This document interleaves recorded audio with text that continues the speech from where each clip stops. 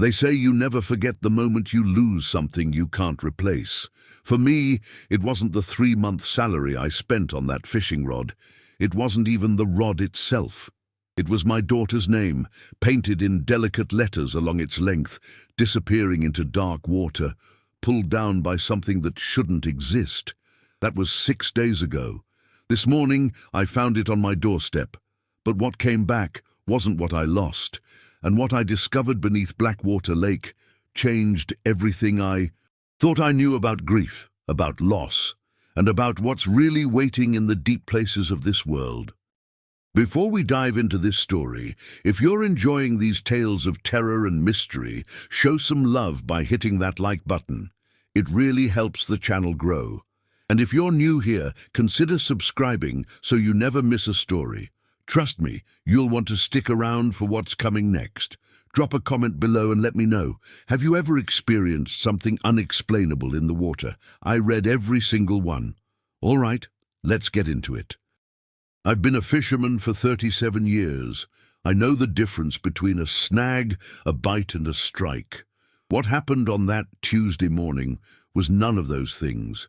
The sun was barely cresting over Blackwater Lake when I cast my line from the old wooden pier. The water was glass smooth, fog rolling across the surface like ghostly fingers. I'd been coming to this spot since I was a kid, knew every rock formation, every underwater log, every deep pocket where the bass liked to hide. My custom-made fishing rod, a Shimano Stella that cost me 3 months' salary, sailed through the air with practiced ease. The lure hit the water with a satisfying plop about 60 feet out, right where the lake bed dropped from 12 feet to nearly 40. I let it sink, counting in my head. 1 Mississippi, 2 Mississippi, 3. The line went taut. Not gradually, not with the telltale tug of a curious fish. The rod bent double in an instant, nearly ripping itself from my hands. I braced, my feet against the pier's weathered planks, and pulled back, expecting the line to snap or whatever I'd hooked to break free.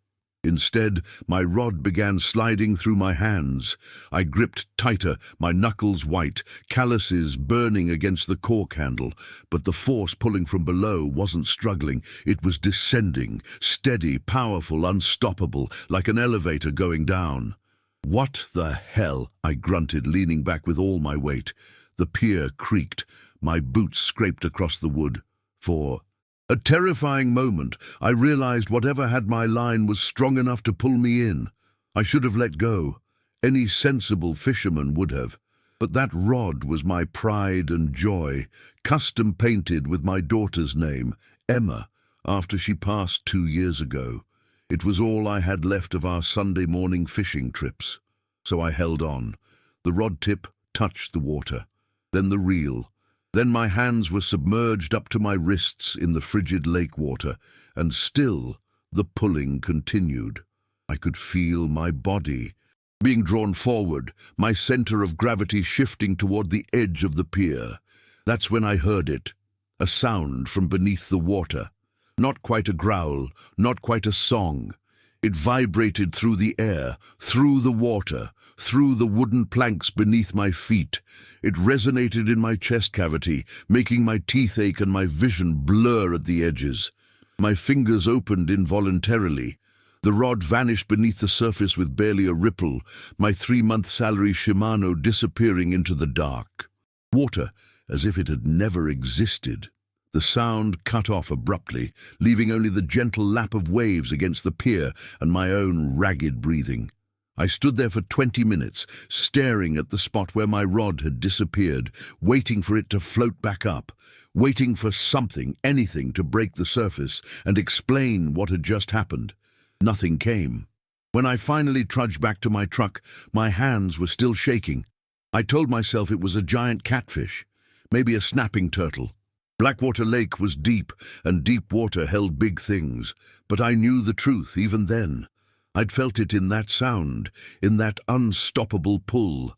Something in Blackwater Lake had taken my rod, something that wasn't a fish. I didn't go back to the lake the next day, or the day after that.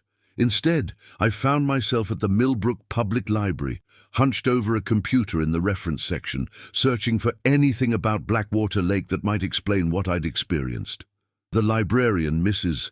Chen, knew me from my weekly visits to check out fishing magazines. She raised an eyebrow when she saw me typing away at the computer instead of browsing the periodicals. "Research project, Jack?" she asked, adjusting her glasses. "Something like that," I muttered, scrolling through digitized newspaper archives from the 1950s. What I found didn't comfort me. Blackwater Lake had a history, a pattern, really. Every few decades, something strange happened. In 1957, a local teenager named Billy Marsh disappeared while swimming near the western shore. They dragged the lake for 3 days and found nothing, not even his swim trunks. In 1982, a fishing tournament ended abruptly when 12 boats reported their lines being cut simultaneously at exactly 6:47 a.m. And in 2001, a scuba diver named Marcus Chen, Mrs. Chen's nephew I later learned, descended to explore a reported underwater cave system and resurfaced 3 hours later, refusing to speak about what he'd seen.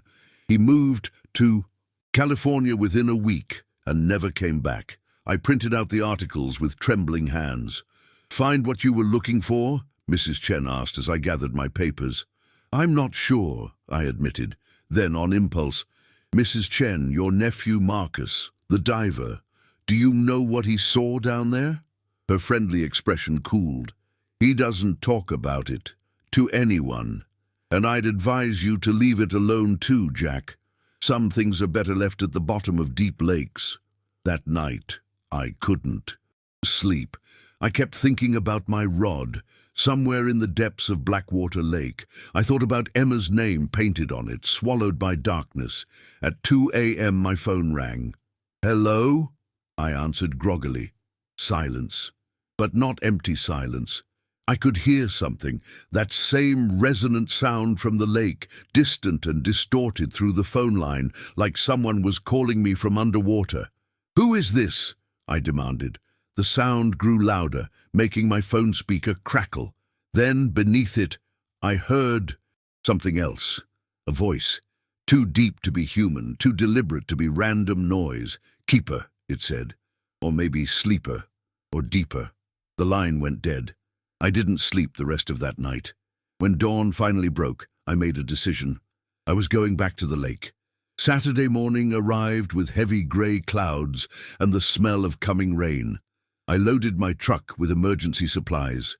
A flashlight, rope, my old backup fishing rod, and, after a moment's hesitation, my grandfather's hunting knife.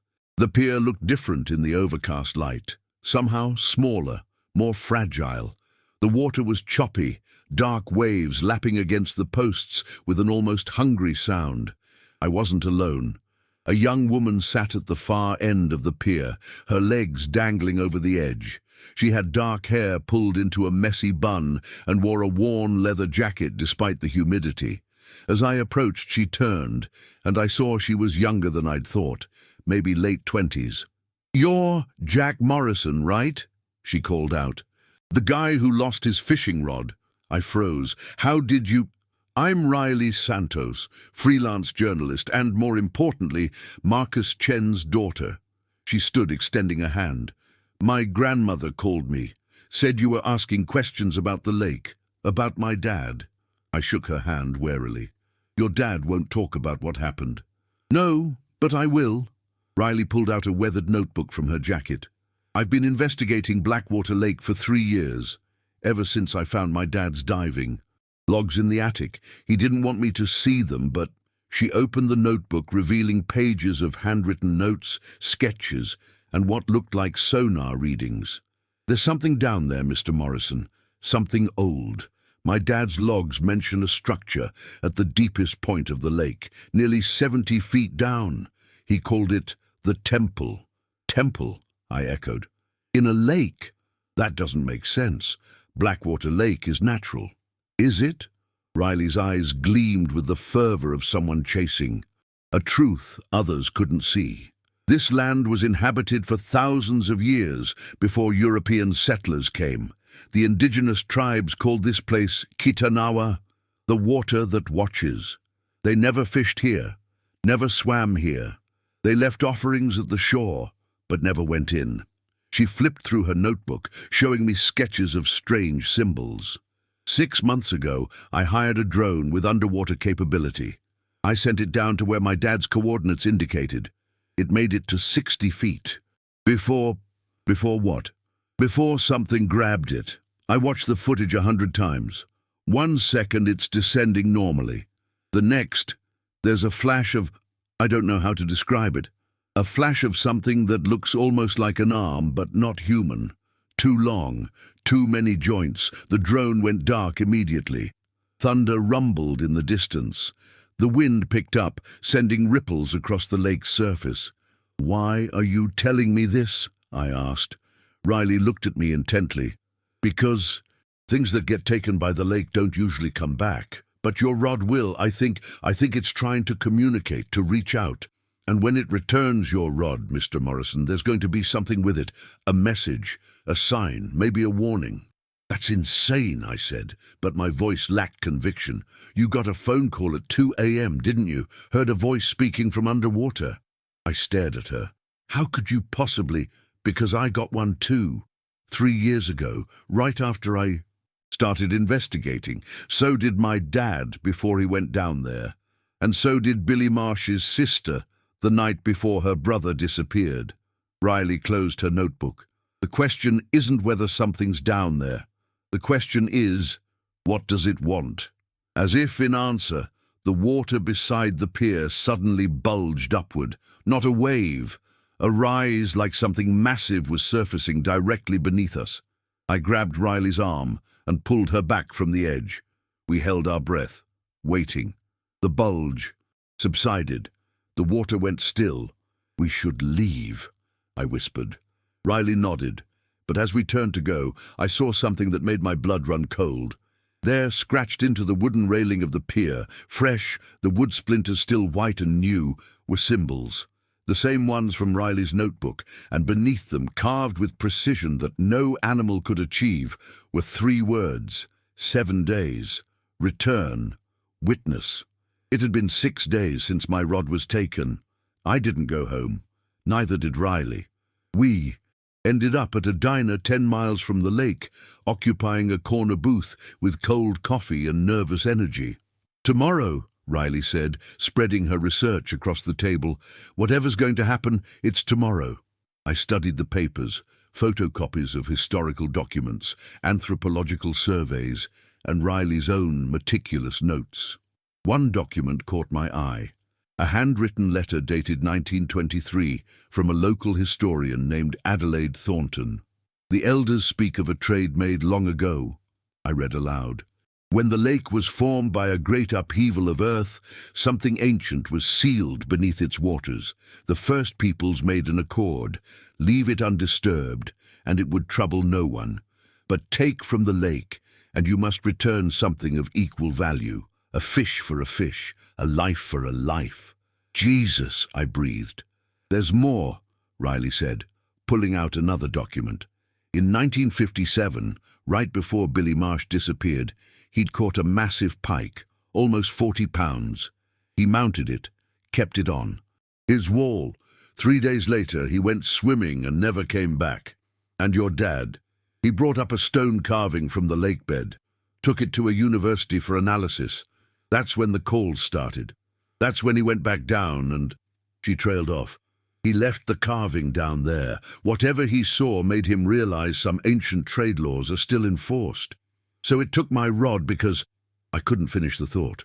"Because according to this thing, you took something that wasn't yours, cast your line into its domain, pulled something from its depths, even if it was just water resistance, even if you caught nothing. By the old rules, you initiated a trade. That's ridiculous. I was just fishing." "Was your daughter's name Emma?" Riley asked gently. The question hit me like a physical blow. "How?" "The research. I found your name in local fishing tournament results. Found her obituary too. I'm sorry for your loss." Riley's expression softened. "The rod you lost. It meant something to you, something emotional, something valuable beyond money. Everything I do now, I said quietly, I do thinking about her. That rod it was our connection. Then that's what the lake took. Not fiberglass and paint. It took a vessel of memory, of love. Riley leaned forward. And if it's returning it tomorrow, we need to understand why. Is it a gift, a warning, or is it demanding something more? My phone buzzed. A text from an unknown number. Pier. Sunrise. Come alone. Riley's phone buzzed at the same moment. She checked it, her face paling. I got the same message. It said, come alone, I pointed out. Since when do we listen to underwater lake monsters? Despite everything, I almost smiled.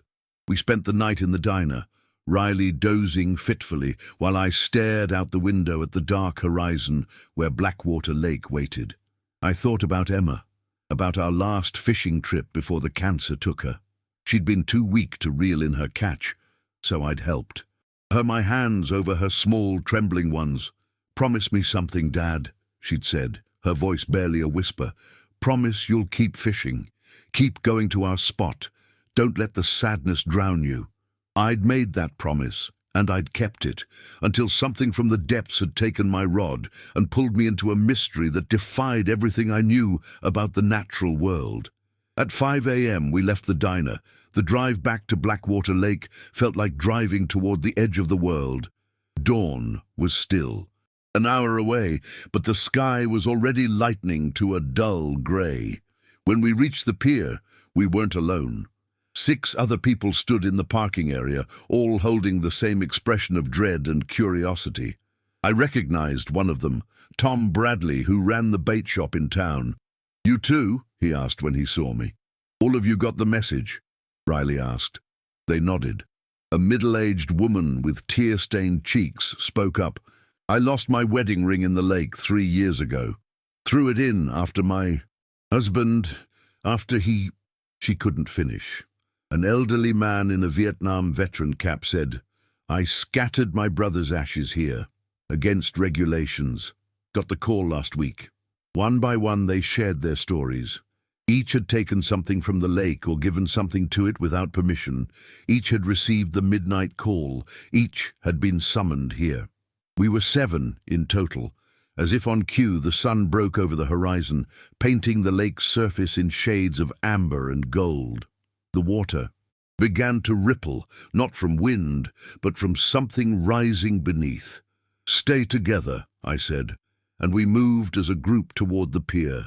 What happened next would change everything I thought I knew about the world.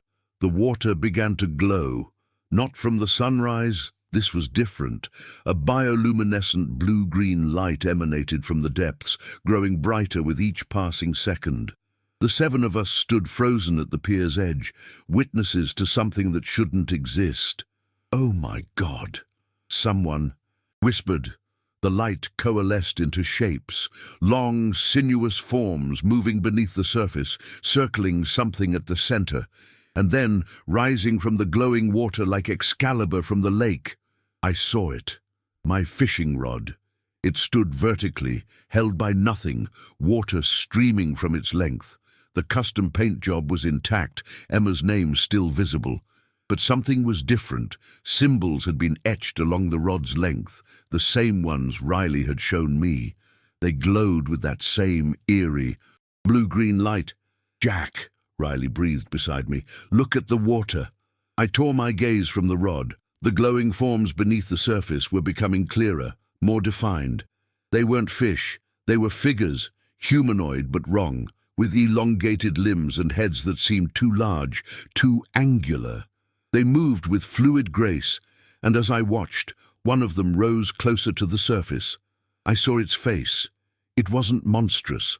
That's what terrified me most. It was beautiful in an alien way, with large eyes that glowed with ancient intelligence, and features that seemed to shift between human and something other.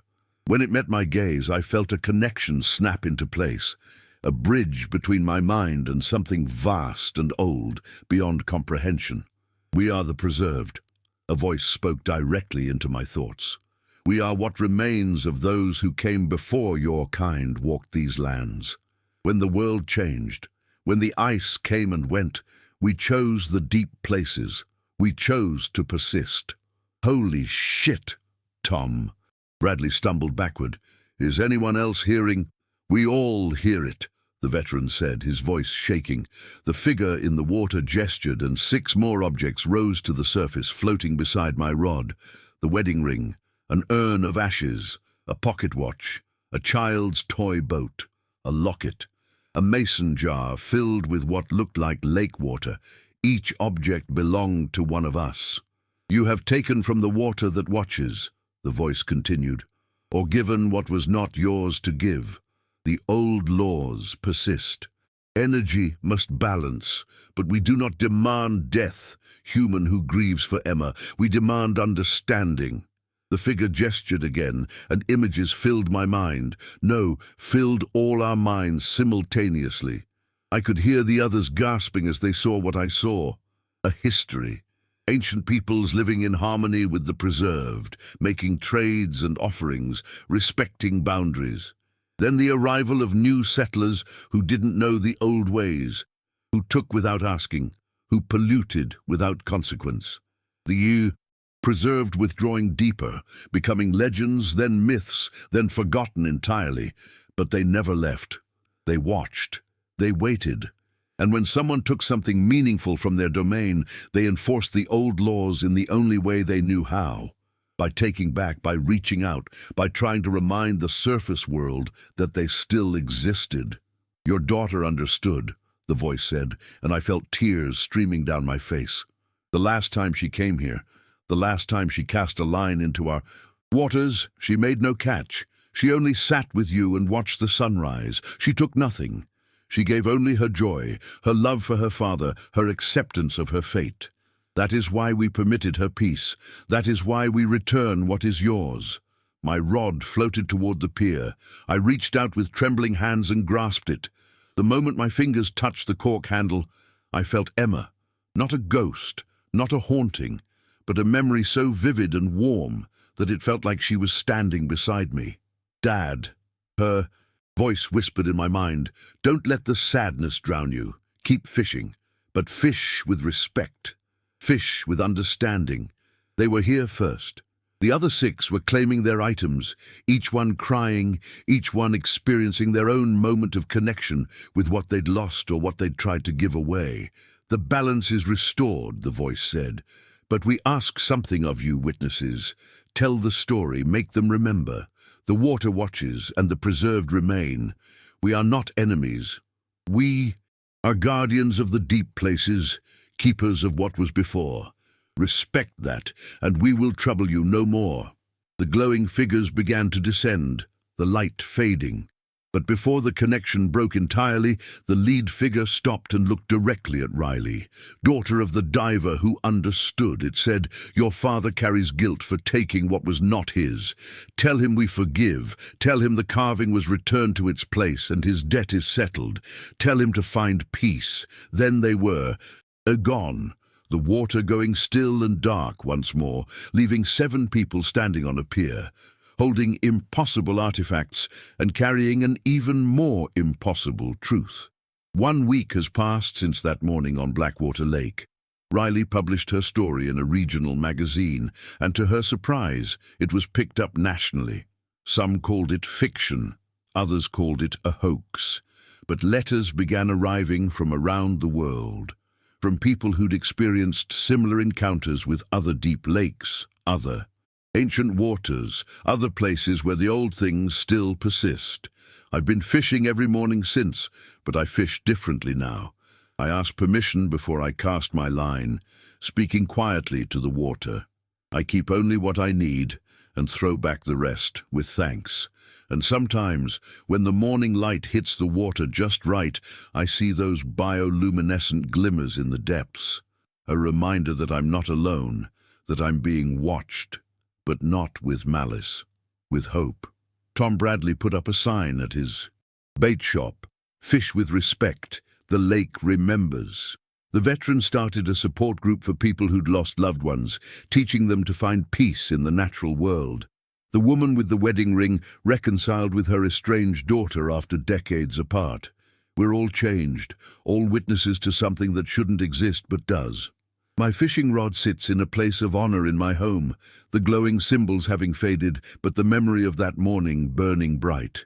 Emma's name is still visible, and sometimes, I swear this is true, I hear her laugh when the wind blows through the open window. Riley visited her father in California. They talked for the first time in years. He cried when she told him what the preserved had said, and the guilt he'd carried began, finally, to lift. As for me, I'm writing this down because the voice asked me to, because the story needs to be told, because somewhere, someone will read this and remember, or learn for the first time, that the world is deeper and stranger than we imagine, that ancient things still move in dark waters, that some laws are older than civilization itself, and that sometimes, when you lose something precious to the depths, it comes back changed, carrying a message from a world we forgot existed. I still fish at Blackwater Lake every Sunday morning, same as I did with Emma. But now, before I cast my line, I make an offering, a flower, a stone painted with thanks, a quiet moment of acknowledgement. The water watches. The preserved remain. And I am finally, after 2 years of grief, beginning to understand what my daughter meant when she said not to let the sadness drown me, because I'm not drowning anymore. I'm learning to swim in the deeper waters of acceptance, guided by ancient guardians who never forgot what it means to persist, to endure, to honor what came before. It took my fishing rod underwater. A week later, it returned it to my doorstep, not just as an object, but as a key to understanding. Something profound. Some trades aren't about loss, they're about transformation. And I am, at last, transformed. If you ever find yourself at a deep lake, early in the morning, when the mist still clings to the surface, remember this story. Remember to ask before you take. Remember to give thanks for what you receive. Remember that you are not alone in this world, and that the oldest laws are often the wisest. The water watches, always.